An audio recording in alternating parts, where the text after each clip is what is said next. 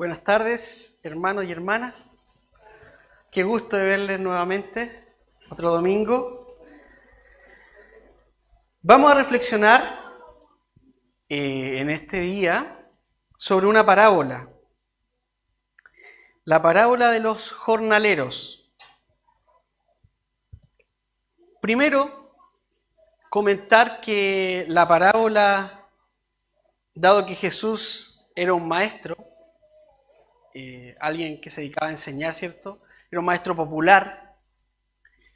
Utilizaba este recurso de la parábola como un recurso pedagógico, como poder elaborar una historia y dejar una enseñanza a través de un ejemplo práctico, de una realidad que podía existir, y Jesús tomaba esa realidad y la transformaba de tal manera que le entregaba un mensaje a quienes estaban con sus oídos abiertos y su corazón abierto a recibir lo que tenía que decir Jesús a cada uno de ellos.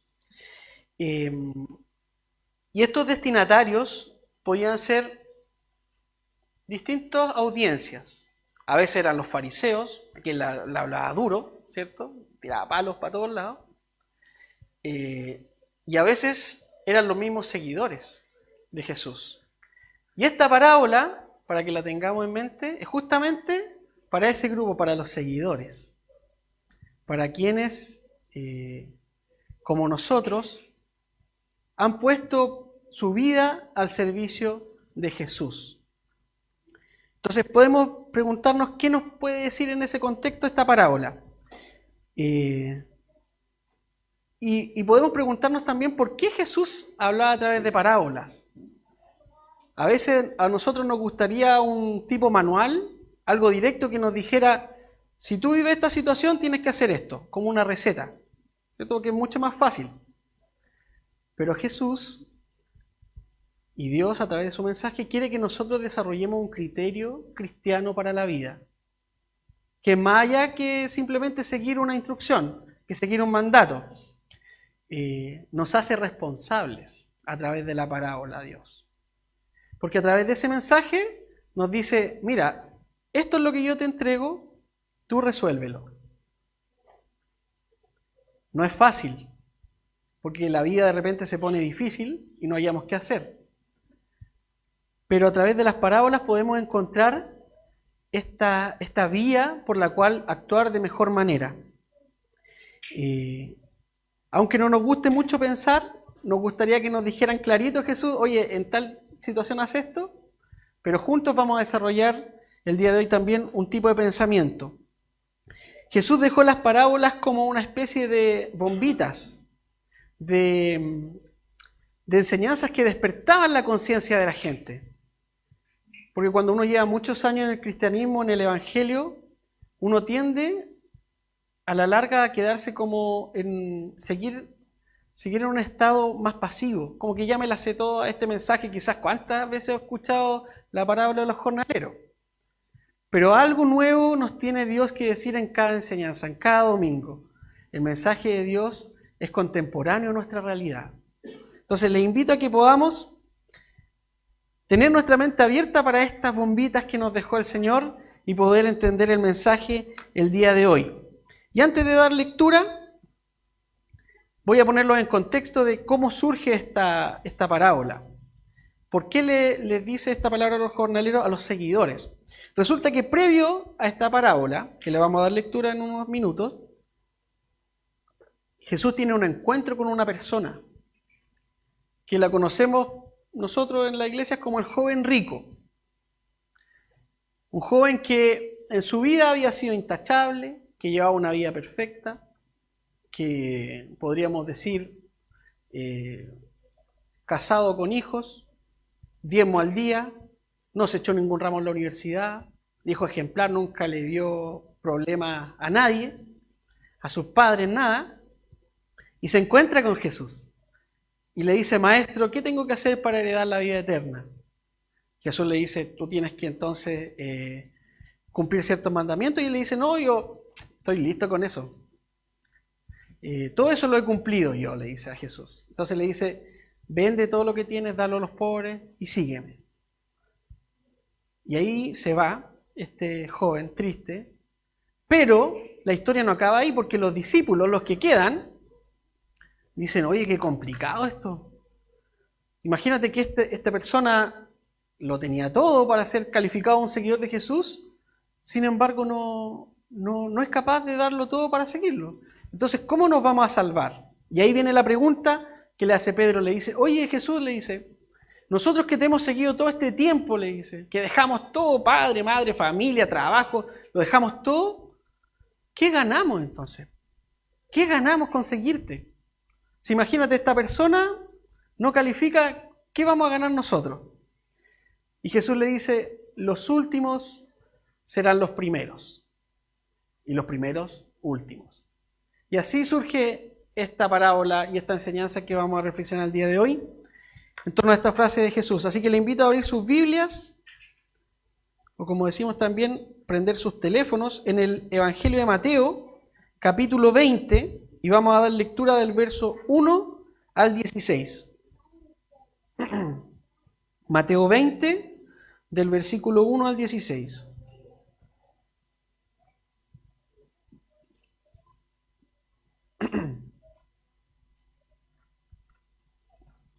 Dice así la palabra del Señor.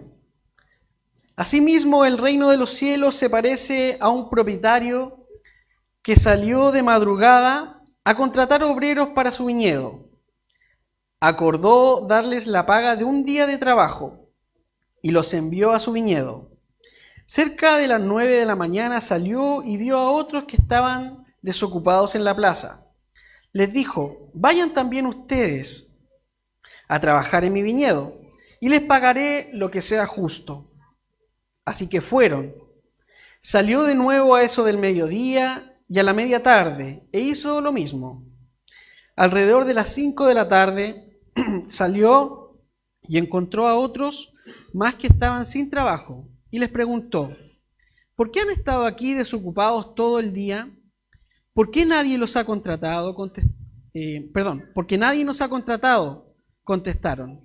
Él les dijo, vayan también ustedes a trabajar en mi viñedo.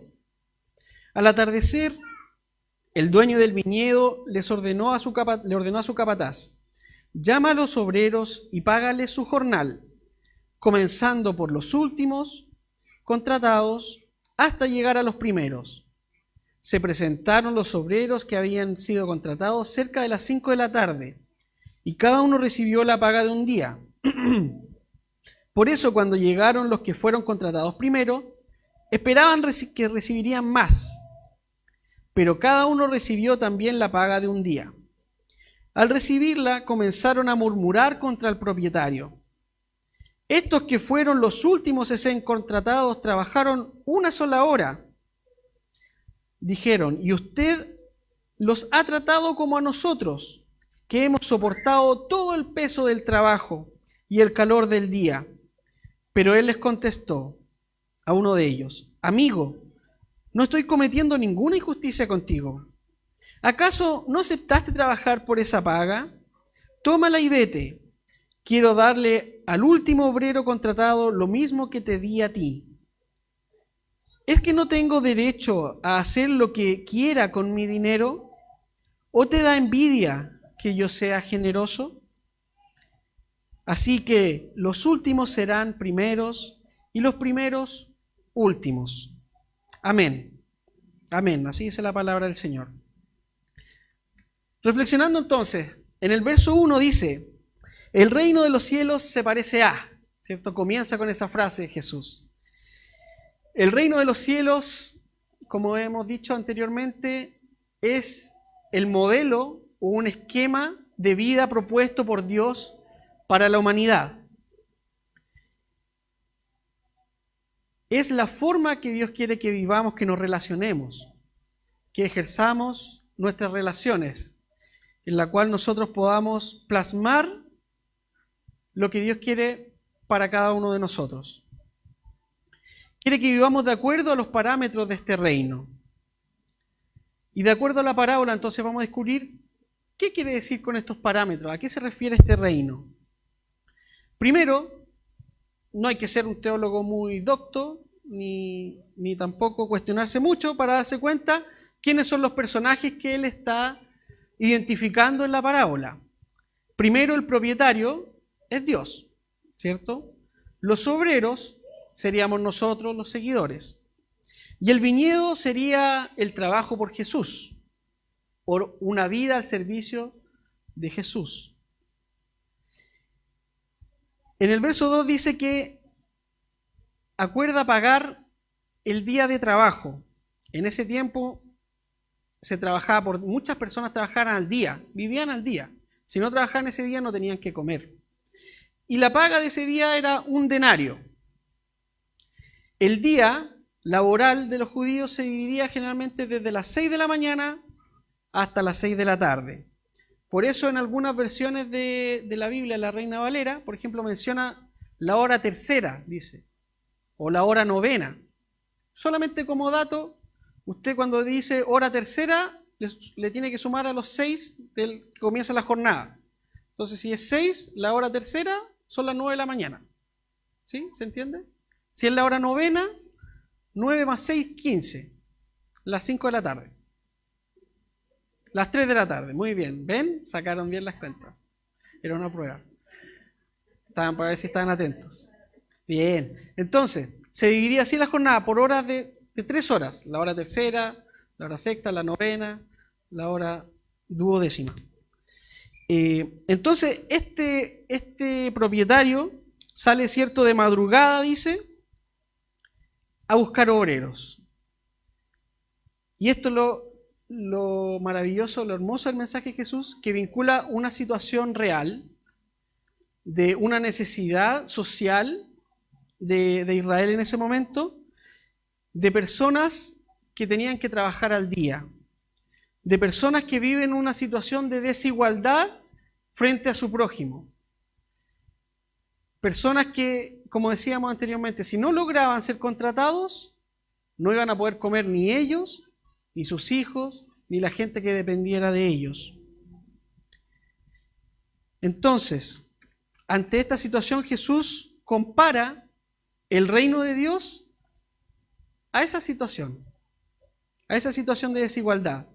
Lo curioso es que en el verso 2, Él dice que con las personas que primero contrata, los de madrugada, Él acuerda el pago de un día de trabajo. Todos sabían cuánto pagaban en el día, entonces no había problema, iban a recibir un denario, la paga por un día.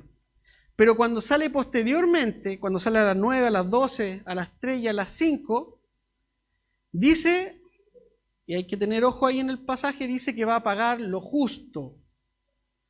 Le dice, anda a mi viñedo y yo te voy a pagar lo que es justo.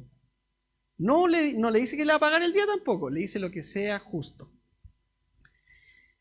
Y es curioso también en esta historia cómo Jesús va viendo a las personas que son relegadas o son dejadas o miradas en menos.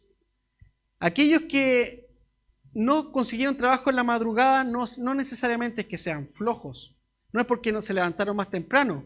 De hecho, la última vez que sale Dios, o sea, sale el propietario, les dice, ¿por qué están acá? Y le dice que nadie nos ha contratado. No es que ellos no quisieron salir, que nadie los contrató.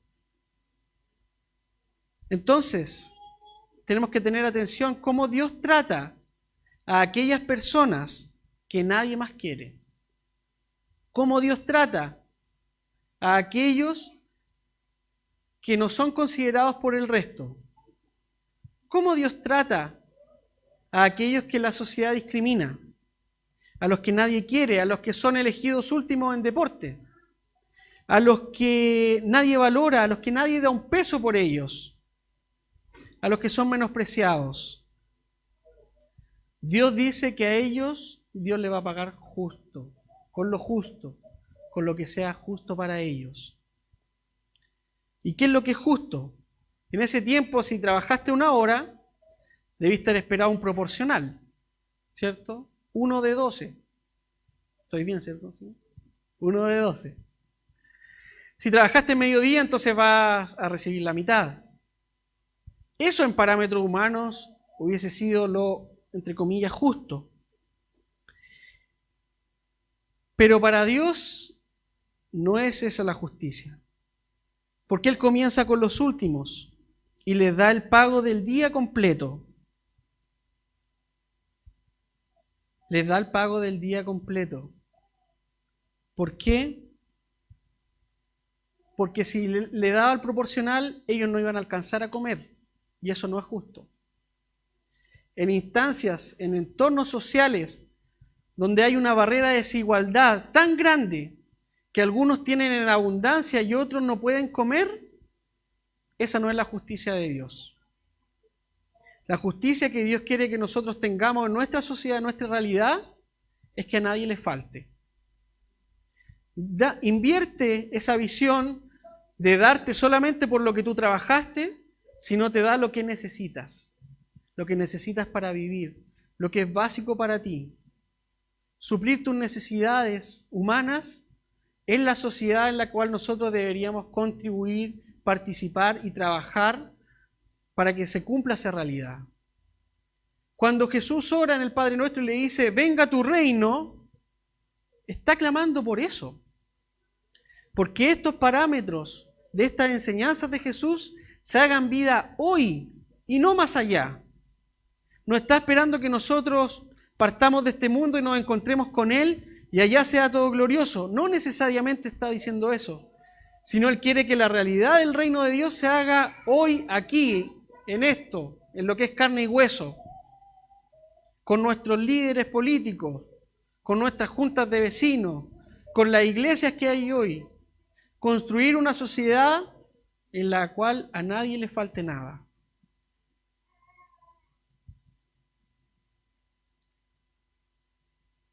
Pero no a todo el mundo le agrada ese mensaje de Jesús. Lo deja claro cuando los otros seguidores, en vez de alegrarse porque los otros iban a poder recibir y comer bien ese día, se enojan. Porque crearon expectativas erróneas de acuerdo a la paga que iban a recibir. Si el que llegó último recibió 1 denario, entonces yo voy a recibir mucho más. Debería ser proporcional hacia el otro lado entonces. Si el que llegó al último, trabajó 1 hora, recibió el pago del día completo, entonces yo voy a recibir el pago de 1 semana. Eso es lo que me correspondería a mí. Eso sería lo justo en términos humanos. Y esta es una tentación grande para nosotros como seguidores.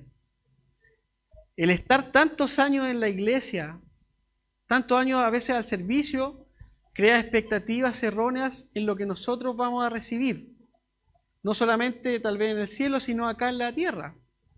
Cuando pasamos por situaciones difíciles, uno entra como a negociar con Dios. Uno dice, pero Señor, yo todos los domingos voy a la iglesia. ¿Cómo no me va a ayudar en esto? Pero Señor, tú sabes, soy tu hijo fiel.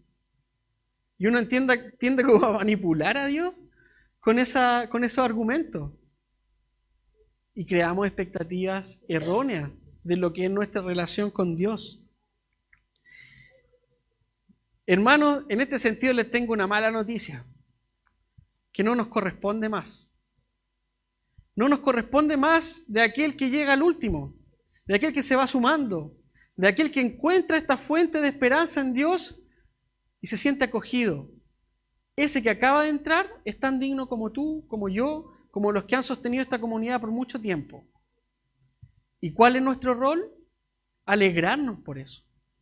Alegrarnos porque gente se sume al trabajo. Alegrarnos porque gente que estaba desesperanzada va a encontrar una fuente donde poder buscar y refugiarse, que es nuestro Dios. Ese es el foco que nosotros debemos tener.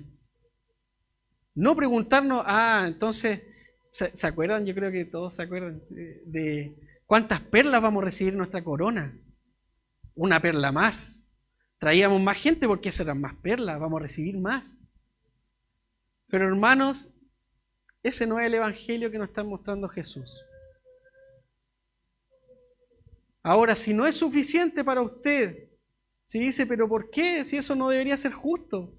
Si yo he estado 25 años, 30 años en esta comunidad, ¿cómo va a ser posible que el que llega al último sea considerado igual por Dios? Le invito a que podamos reflexionar sobre eso. En el verso 12 dice, y aquí está la clave, una de las claves de este pasaje maravilloso. Los jornaleros, los seguidores que se unieron primero, dice, nos da rabia porque usted los ha tratado como a nosotros. Y eso para ellos no es justo. No es justo recibir el mismo trato. Les da rabia que Dios los vea igual a ellos. Pero sorpresa, justamente Dios tiene ese trato igualitario. Esa es la esencia de Dios. No nos debe dar rabia que Dios mire de igual manera a personas que nosotros consideramos distintas. A que le dé el mismo trato de amor, al mismo trato misericordioso, a ese mismo trato que nos levantó muchas veces de la nada a gente que nosotros consideramos que no se lo merece. A ese vecino que nos hace la vida imposible, a esa persona que nos traicionó, a ese amigo que teníamos y ya no le hablamos. Dios le va a mostrar la misma compasión a esa persona, el mismo amor, los tratará de la misma manera. Entonces podríamos preguntarnos como Pedro, si yo he dedicado tanto esfuerzo en esta comunidad, en el trabajo con Dios, le predico a quien veo en el camino, he trabajado tanto, he dedicado horas aquí en esta comunidad, he dejado cosas de lado, mi familia, cumpleaños, aniversario, tiempo con mis hijos, tiempo con mi familia, tiempo que hoy día, por ejemplo, podríamos estar todos tal vez en un parque, pero estamos acá. Entonces, ¿qué ganamos? ¿Qué ganamos estar acá soportando el calor, literalmente, pudiendo estar en otro lugar, pudiendo dedicar nuestro esfuerzo en otra cosa? Tal vez fortaleciendo otros ámbitos de nuestra vida. ¿Qué ganamos? Dios nos llama a tener foco con la motivación. ¿Qué nos mueve estar acá? ¿Es esa recompensa? ¿Lo vemos igual que lo que estos jornaleros? ¿De qué es lo que vamos a recibir? ¿Buscamos recompensas personales? ¿Incluso ser reconocidos por nuestro trabajo? ¿Que este púlpito lleve mi nombre aquí? ¿Que a la sala de los niños le pongan sala Juan Esteban Trujillo? ¿Buscamos esas cosas? ¿O lo hacemos por otra motivación? Lo hacemos por la alegría de trabajar por Dios. En respuesta a ese buen amor. En respuesta a encontrar una esperanza nueva en nuestra vida.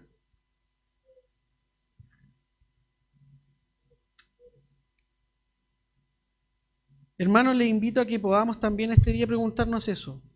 Esa pregunta de Pedro, ¿qué ganamos? No es una pregunta que debemos hacernos como seguidores de Jesús. Una pregunta que nos da lugar.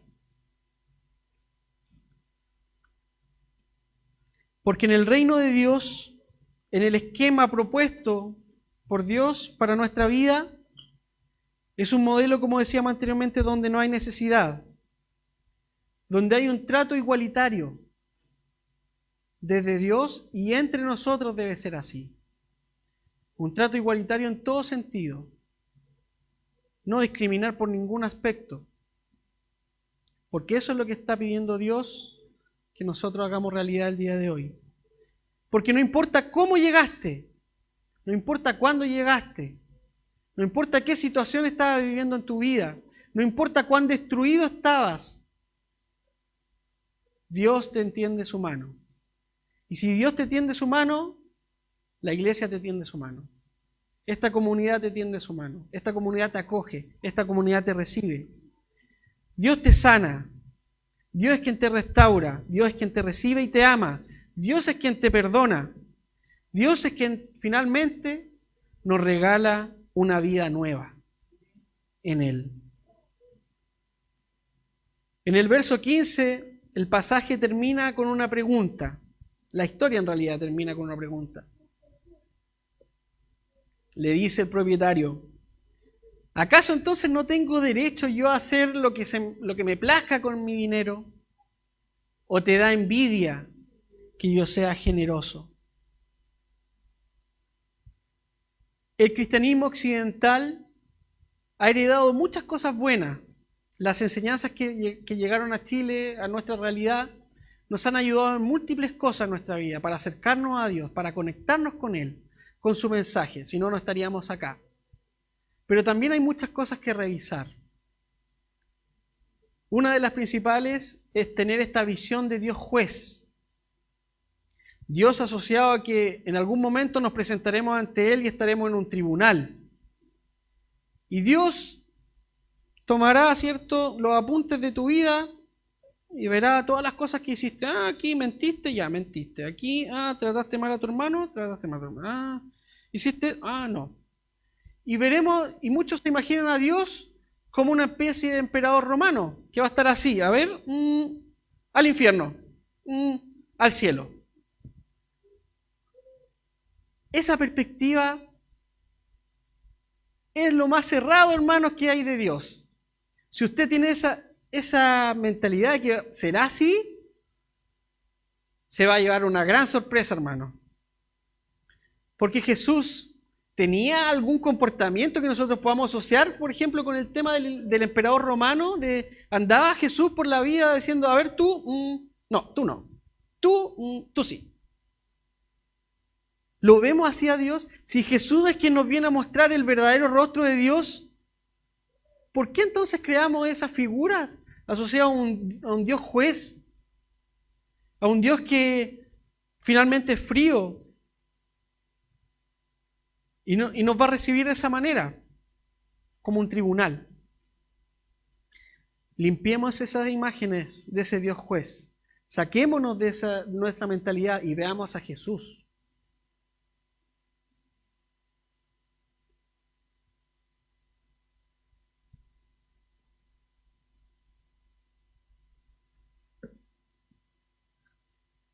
Es distinto Jesús de ese Dios juez. Ahí sí. Es distinto Jesús de ese Dios juez. Es distinto. Es muy distinto. Incluso, desde el principio Dios nos quiso mandar este mensaje de que Él no era este juez. Si recordamos la historia de Jonás, ¿qué nos queda en la cabeza? ¿Qué se nos viene a la mente? La ballena, ¿cierto? O en realidad no es ballena, el pez grande que se traga a Jonás. Y que Jonás se portó mal. Entonces, como se portó mal, Dios lo tiró al mar y se lo tragó el pez. Entonces, no hay que portarse mal.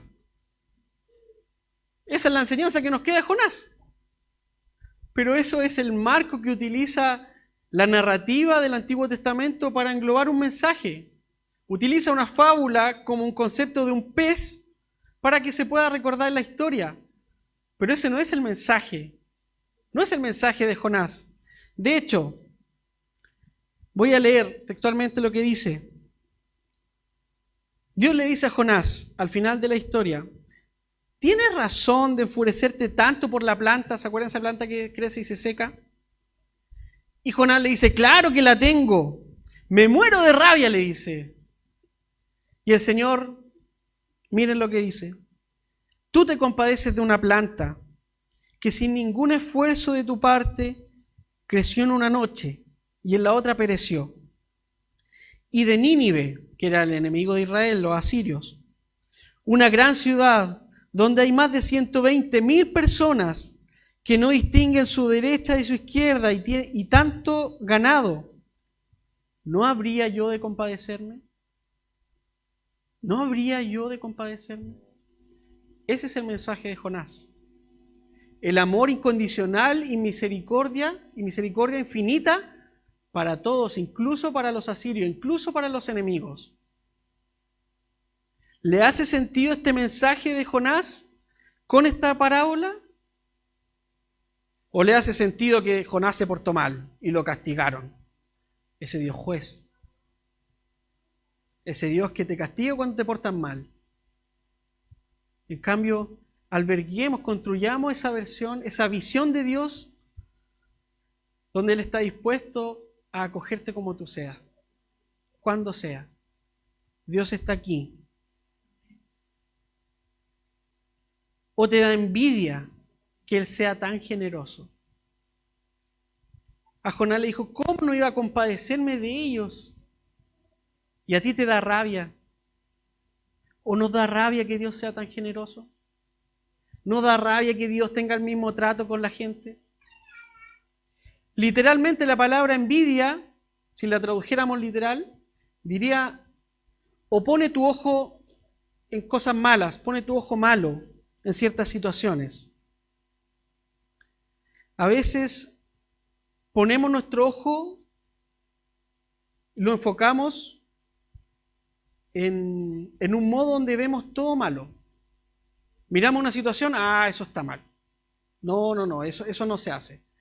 Y andamos juzgando por la vida, viendo las situaciones de los demás, y desde la perspectiva que la miremos, para nosotros eso está mal.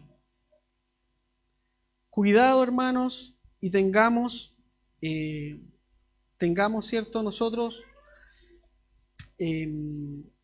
pongamos atención en esas situaciones donde nosotros ponemos nuestro ojo malo, donde analizamos la vida de la gente y andamos juzgándola. Porque a través de eso, de ese prisma, siempre vamos a ver las cosas negativas. Tú dijiste esa frase y lo dijiste por mí. No, yo ya te caché. Tú dijiste por mí. Tú quisiste decir esto, lo dijiste por mí. No, eso no. Está mal. Andamos mirando la vida con ese ojo malo. Tengamos en consideración lo que nos dice Dios. Los últimos serán los primeros y los primeros últimos. A modo de conclusión, lo que nos invita al texto el día de hoy es a que revisemos nuestras motivaciones para el trabajo con Dios. Nos invita a que podamos alegrarnos cuando alguien se une al trabajo en la comunidad. Y tengamos ojo con las personas que nadie quiere. Tengamos ojo con las personas que son desechadas, porque para ellos será el trato justo de Dios. Ellos serán bien recibidos. Tengamos atención donde ponemos nuestro ojo, donde ponemos nuestra visión en la vida. Tengamos ojo con las envidias. Las envidias al interior de esta comunidad, en nuestras relaciones con nuestra familia. Ojo con la envidia. Ojo con buscar recompensas personales por el trabajo que nosotros hacemos en este lugar. Con preguntarnos qué ganamos. Saquemos de nuestra mente esa pregunta. No veamos la relación con Dios de un sentido mercantilista, del yo te doy y tú me tienes que dar algo. Del transaccional, del negociar con Dios. Esa no es la relación que debemos vivir con Él. Y finalmente, si ganamos algo, es simplemente vivir en la viña del Señor, en la presencia del Señor. Asociado a la parábola, qué grato es vivir con un propietario de la viña que es justo. Qué grato es vivir con un jefe, entre comillas, que es misericordioso. No nos perdamos esa bendición de poder ver a Dios en medio de nosotros, de poder ver y sentir su presencia a cada instante de nuestra vida. Eso es lo que nos regala Dios. Pero no es una ganancia, no es algo que nosotros trabajamos para tenerlo, es un regalo. Es un regalo que nos da Dios por su simple e infinito amor y misericordia maravillosa. Vivimos al amparo de un Dios bueno, justo, misericordioso e incondicional, el cual nos da a conocer Jesús. Entonces, el día de hoy, hermanos, como invitación final, les invito a que podamos nosotros reflexionar y hacer vivo estos parámetros que Dios nos deja a través de esta parábola. Hacer vivo su mensaje y el reino de Dios aquí aquí y ahora, en nuestra realidad. Y no esperar que estas cosas sean un ideal para el más allá, sino es labor de nosotros trabajar porque a nadie le falte, porque todos reciban un trato igualitario, porque esos son principios del reino de Dios. ¿Amén? Amén. ¿Vamos a orar?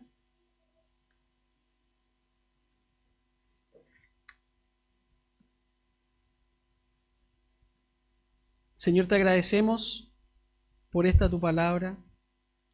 Gracias, Señor, porque a través de estas parábolas, de estas historias, tú nos dejas una enseñanza desafiante, una enseñanza reveladora y transformadora para nuestra vida también, Señor.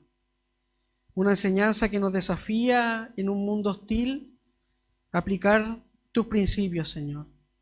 Ayúdanos a ser valientes, seguidores tuyos. Ayúdanos, Señor, a cultivar y expandir esta visión de Dios como tú lo revelaste, Jesús. Despojarnos muchas veces de estas enseñanzas que nos tienen atados a una visión de un Dios juez, un Dios que